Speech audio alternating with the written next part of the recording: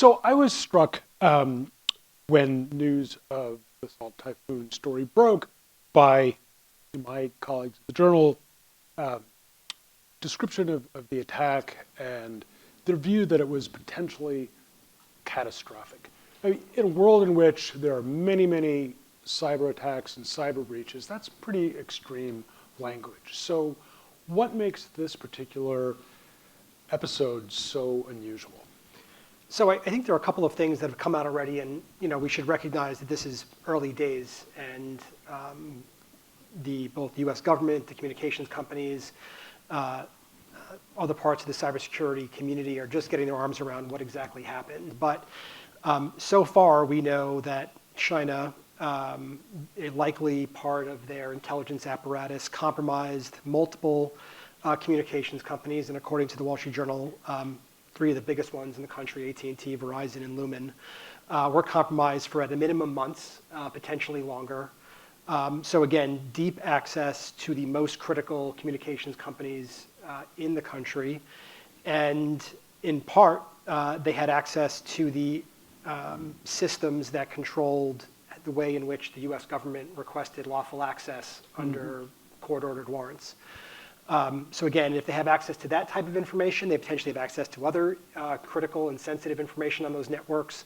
And so the idea of the scale of what they could do, the scale of the access, and their ability to remain undetected for months, to me is extremely significant and concerning. And I think that we'll likely learn more about how problematic this really was. We hope we learn more.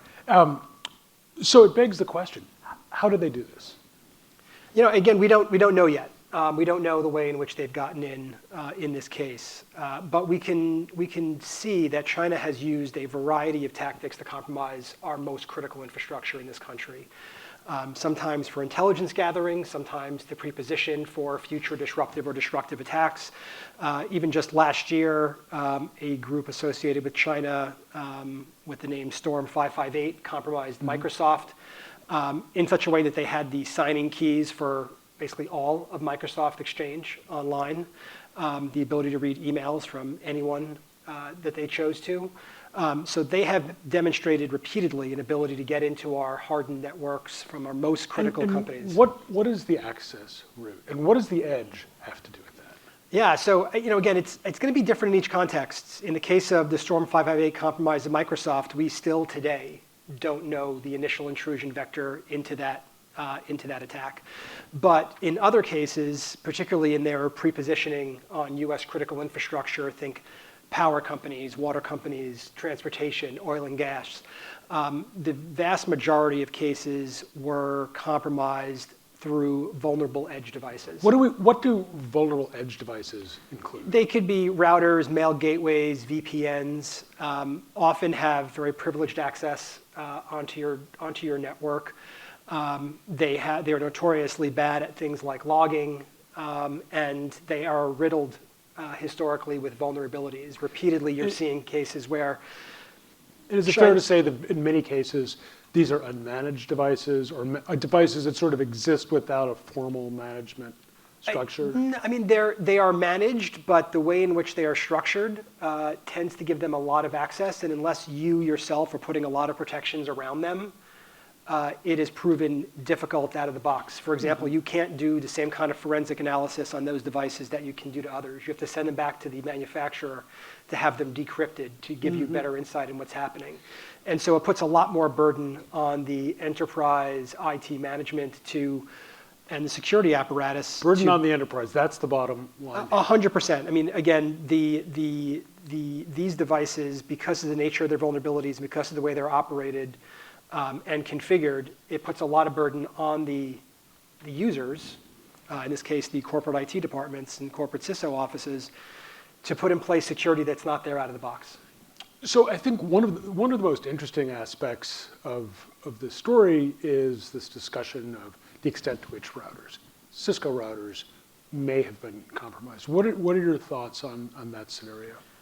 Yeah, I mean, according to the Washington Post yesterday when writing about this, they indicated that the Chinese actors had reconfigured Cisco routers to enable exfiltration of information from these wiretap systems, which both their ability to do that in production environments, their ability to do that without detection for months demonstrates to me both a really significant set of capabilities that they were operating on, that they knew how to configure those. That's incredible. And that they were able to do it without detection. Without going too deep into the tech weeds, what does it mean to be able to remotely and in a secret manner reconfigure a Cisco router or someone else's router? I mean, it requires a real deep understanding of how that network is operating, to be able to understand how to give commands to that router to begin to change without affecting the visibility for the operators to understand that. It requires their ability to operate in parts of that network so they can move data in and out, particularly out in this case, without detection.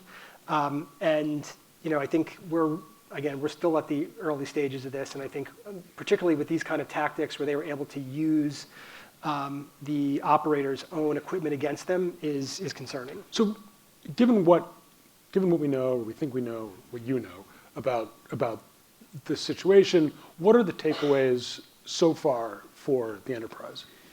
Yeah, and again, a lot of these takeaways go back to what the US government has been saying for a while when it comes to China, because of the improved both tactics and capabilities that they're employing, particularly using native administrative applications on networks against the networks itself. One, it requires operators to have much greater, deeper visibility into what's happening on their network, so they can establish what is a normal baseline and when things are happening outside of that baseline. Second, I think, as we talked about earlier, protecting your edge.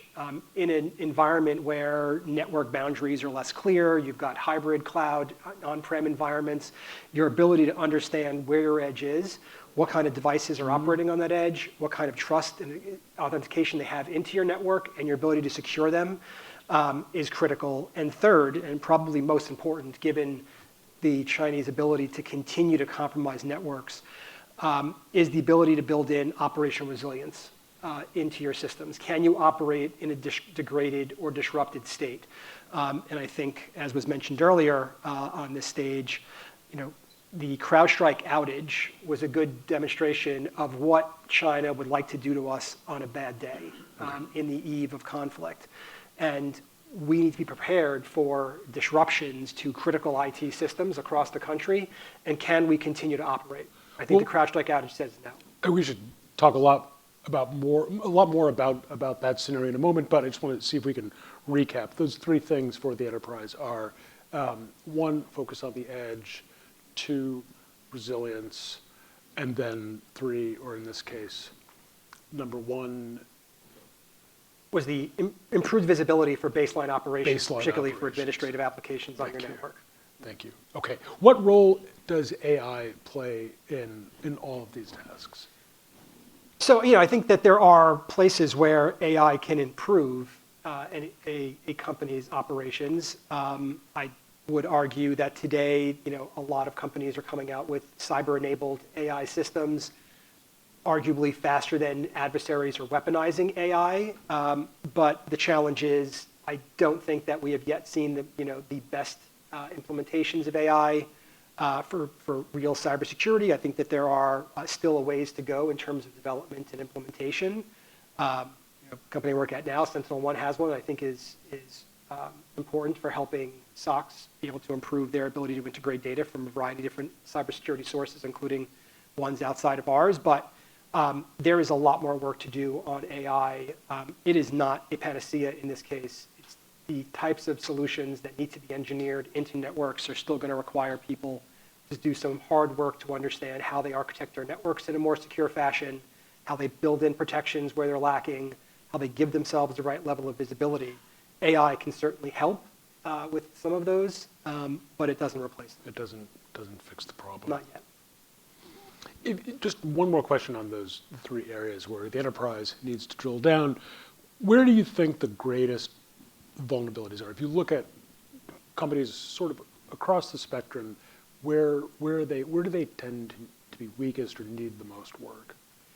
I think you're going to see companies be weak kind of across all three of those areas that I mentioned, but I will continue to hit on the vulnerable edge because we have seen that the exploit of choice for both nation states and ransomware groups repeatedly over the past several years. And I would say since the pandemic has moved the workforce more remote, since the edge has gotten fuzzier with the way networks are architected today, we have seen almost every major cybersecurity campaign launched by an adversary, again, nation state or criminal, at some point is going to exploit those vulnerable edge devices. And if there is one place to focus in the short term, it's there. So how do you think companies should think about risk more broadly, especially when it comes to China?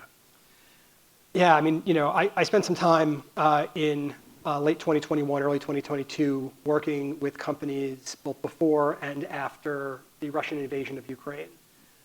And the one comment that a lot of them made is, particularly ones who had operations in Russia or had some dependence on Russia, that they were scrambling to figure out what to do, how to get out of Russia. I would argue that companies today, if you're not already thinking about what you would do the day after a crisis erupts over Taiwan, you're probably late because our business relationships, our technology dependence with China dwarfs what it was for Russia prior to the invasion. So thinking about your risk profile when it comes to China, thinking about your dependence and your supply chain interactions with China, how do you secure your network that may have touch points there, particularly given the aggressive move by Chinese authorities to ask for encryption keys and source code on software for companies operating in China. You need to be thinking about your risk profile today. What else can the government or should the government do? It already has restrictions on the import and the export of hardware and software to and from China. Do those policies go far enough? I mean, those are delaying tactics. They are designed to slow, not stop, China's development of more advanced computers, more advanced technology, more advanced tools. They're working, but China is working very hard to counteract them. They've got aggressive efforts to develop things homegrown. And the US is going to have to stay on top of that if they hope to continue to contain China's technological advancements they plan on using for both civilian and military applications. I don't think that stops China from getting where they want to be. It may just affect the timeline for getting there. What do you think that these attacks tell us about the potential for military confrontation between China and Taiwan, China and the US, China and any other country? So this operation against communications companies is largely, we believe, from looking at it from the outside, an intelligence gathering operation. Something that they've done for a long time. They've just scored a major success getting, our biggest communications companies. That being said, and U.S. officials have talked about this publicly, Xi has given direction to the PLA to be prepared militarily to retake Taiwan in 2027. Now, whether they get there, whether they are ready, and whether he believes the generals when they tell him that they're ready is an open question. But they're operating on a 2027 timeline to be ready. And that means on our end, we need to be equally prepared, both inside the United States, but as well as with our partners and allies in Asia that may be confronted with that type of crisis. So time is not on our side. And we need to be doing everything we can to be as ready as possible. And it's why when I talked about companies needing to be cited on the fact that they need to understand their risk posture when it comes to China, that there's no time to wait. I want to follow up on what exactly being more ready entails, but I also want to just see if there are any questions from the audience. If you do, yes, please, Tim. Hi, Tim. Hello. Okay. Tim Crawford with VOA. So, what is to prevent? Okay, we'll switch to one that works. Tim Crawford with the VOA. So my question is, it's one thing when we start talking about activities that are coming from offshore to the US, but what's to prevent things from actually germinating within the borders of the US, even if it is funded by nation states? We talk about, maybe more in other ways, we talk about sleeper cells. But you could potentially have the same kind of situation taking place within some of these high-performance computing environments that now have access to networks and activities that you have that kind of natural boundary if they're coming from overseas. So a couple of points. One, most attacks against our critical infrastructure, including from the Chinese government, may originate overseas, but they're going to be operating through our own infrastructure. So if we look at some of the operations that the US government has taken to disrupt Chinese obfuscation networks, those are largely taking down US small and home office routers that are being used to actually attack US critical infrastructure. They're just the path that the Chinese go through. Second, the insider threat picture is equally concerning. I think you've seen more recently cases, in this case not China, but more often not North Korean, putting IT workers to be hired by US companies who give them privileged access inside of these, or in some cases they'll be masquerading as an employee from a third country, but they're really going to be a North Korean IT worker. So that is real, and US companies right now today are dealing with that they are hiring workers that they think passed a clean bill of health, but that are actually North Korean government cybersecurity workers who are both maybe doing some work on the side, but more importantly, they're using their access to get hard currency for the country. I want to go to one more question. Sure. I believe there's one more question in the back. Yes, please. Great, thank you. Sabina Ewing, Abbott. So given that I think the FBI states it at 100 to 1 when we look at the competition of the coverage in China. They could put 10 million people on this, you name it. How, from your government experience and now at SentinelOne, is the cyber tech advocating for more of a Truman Doctrine type approach to how we go after nation state engagement? Because I don't know about anybody else in the room, but when I think about my cyber workforce, I don't have 1 million people to put against it.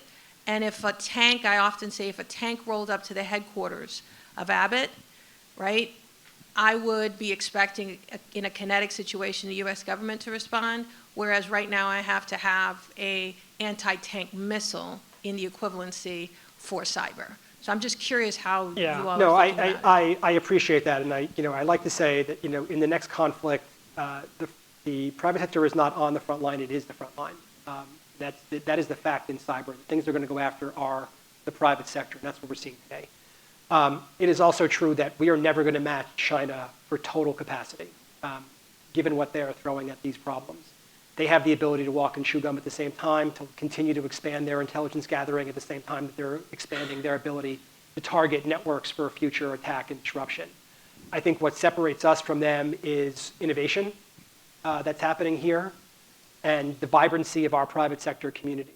They don't have the same type of vibrant private sector cybersecurity community that we do. And oftentimes that's going to be the difference between success or failure to us. And if we're able to continue to innovate and look for ways to scale our solutions across our entire country, that's the way in which we're going to compete with China when it comes to cyber. Being smarter, focusing on what matters, being ruthless about prioritization, and ultimately working between government and industry to use all the innovation we can to protect our most critical systems. It is going to require that type of cooperation. No company should expect to operate on their own against the nation state, but a lot of the burden is going to be on you. And the government should be there to help and assist where it can.